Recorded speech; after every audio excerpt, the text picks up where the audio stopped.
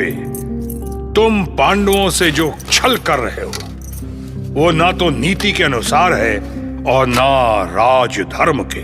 आप इसे अभी और इसी समय अनैतिक घोषित करें पितामह। हम विवश हैं आचार्य।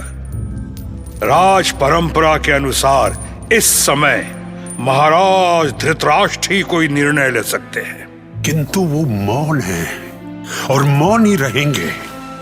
आज तक मैं समझता रहा कि महाराज केवल देख नहीं सकते, पर अब लगता है कि वो ना देख सकते हैं और ना ही सुन सकते हैं। आचार्य द्रोण, आप हस्तिनापुर परम प्रतापी महाराज के विवेक को चुनौती दे रहे हैं, अपमान कर रहे हैं उनका आप।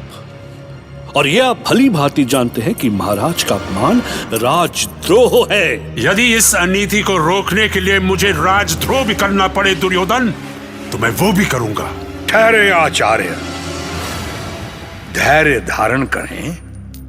हम इस विषय पे पुनः वार्ता करेंगे। मैं कुमार दुर्योधन की ओर से पूरी सभा से क्षमा मांगता हूं और प्रिय पांडव युधिष्ठिर से अनुरोध करता हूं कि अगर वो खेल को छोड़कर जाना चाहे तो वो जा सकते हैं। मैं स्वयं अपनी हार मान लूंगा, परंतु नहीं, मैं अपने महाबली भ्राता भीम को दांव पर लगाता हूं। बस करो भैया, ये अनर्थ है, घोर अनर्थ है। मैं मृत्यु को गले लगा सकता हूं, पर इस नीच का दास कभी नहीं बनूंगा। शांत रहो भीम। मेरे लिए जैसे मेरे और भाई हैं, वैसे तुम भी हो। हम सभी साथ हैं और साथ रहेंगे। ये एकता ही हमारी शक्ति है। भैया, ये क्या हो गया है आपको? मैं तुम्हारी भावनाएं समझ सकता हूं भीम।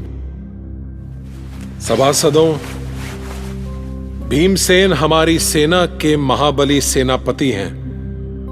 मैं अपने इस प्रिय अनुज को दांव पर लगाता हूं। ये रहा 6। अरे अरे अरे अरे, ये तो फिर से हार गए। इंसान कितना हार सकता है। हमने तो आपको अवसर दिया था जाने का, पर युधिष्ठिर ठहरे धर्मराज, कहां हार मानने वाले हैं।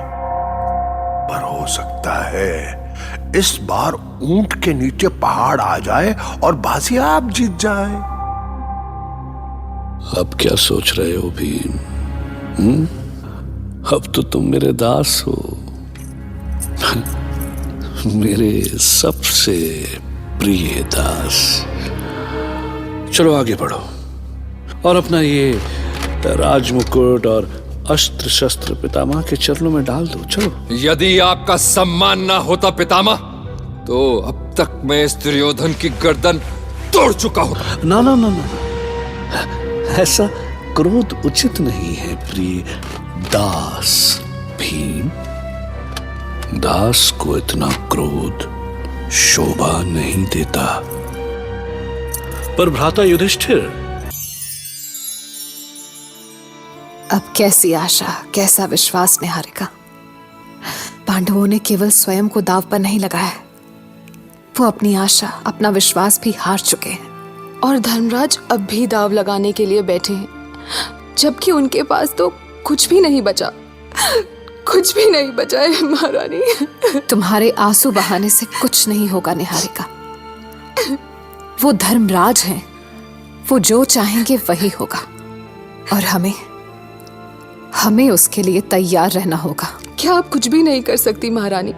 वो आपकी हर बात मानते हैं, क्या आप उन्हें रोक नहीं सकती?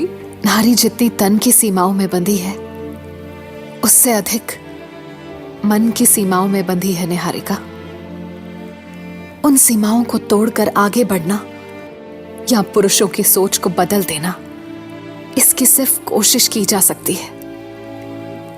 पर इस समय मैं रजस्वला हूं, एक वस्त्र हूं। मैं तो उस सभा में जा भी नहीं सकती। परंपरा ने मेरे पांव बांध रखे हैं। और फिर और फिर मैं उनके लिए क्या कर सकती हूं जो पहले ही कौरवों के दास बन चुके हैं।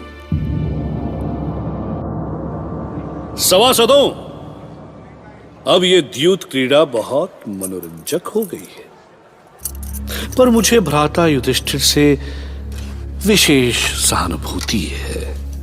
मैं चाहता हूं कि उनकी हारी हुई संपत्ति पुनः उनके पास वापस चली जाए।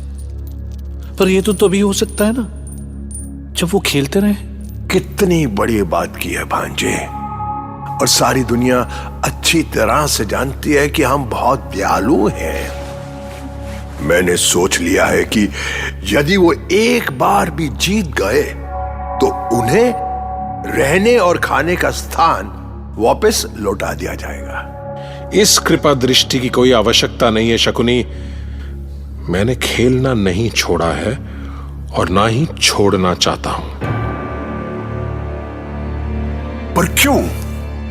आप इतना तो पूछ सकते हैं पितामह कि धर्मराज ऐसा क्यों चाहते हैं? खेल क्यों नहीं छोड़ना चाहते? क्या अभी भी उन्हें विश्वास है कि वो जीत सकते हैं? नहीं आचार्य द्रोण, युधिष्ठिर अच्छी तरह जानता है कि अगला दांव भी वो हारेगा। तो फिर क्यों खेल रहे हैं वो? मैंने इन पांडवों को जीतने की युद्ध कलाई सिखाई है। ये पहली बार देख रहा हूं कि युधिष्ठिर हारने के लिए खेल उसकी पीड़ा केवल मैं समझ सकता हूं आचार्य, क्योंकि आज वो भी उतना ही विवश है जितना मैं। पहले उसने खेलना इसलिए स्वीकार किया क्योंकि निमंत्रण उसके तात धृतराष्ट्र ने भेजा था, और अब जब वो सब कुछ हार चुका है तो इसलिए खेल रहा है कि अपने भाइयों को साथ रख सके। पर दांव लगाने के लिए उनके पास अब है ही क्या? वो स्वयं है। अभी उसने स्वयं को कहां हारा है आचार्य।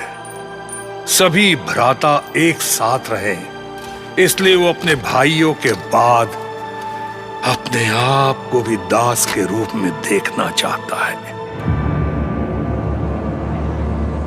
गांधार कुमार शकुनी, अब मैं स्वयं को दांव पर लगाता हूं। वीर के मन में चल रही थी। उसे पितामह भीष्म भी देख रहे थे। अब देखना पड़ेगा, सामने हो रहा है। देखते रहना एक्चुअली उनकी मजबूरी भी थी, जबकि धृतराष्ट्र की आंखें तो ईश्वर ने ही बंद कर रखी थी। भाई सब पैदा ही अंधे हुए थे, वो देख नहीं रहे थे, पर संजय उनकी आंख बने हुए थे। अब ये समझना बहुत मुश्किल था कि ये सब देखकर वो खुश हो रहे हैं या दुखी हो रहे हैं। कोई नहीं समझ पा रहा था कि खुद को हारने के बाद युधिष्ठिर अब और क्या दांव पर लगाएंगे, जबकि उनका हारना तय था। Because Shakuni was there with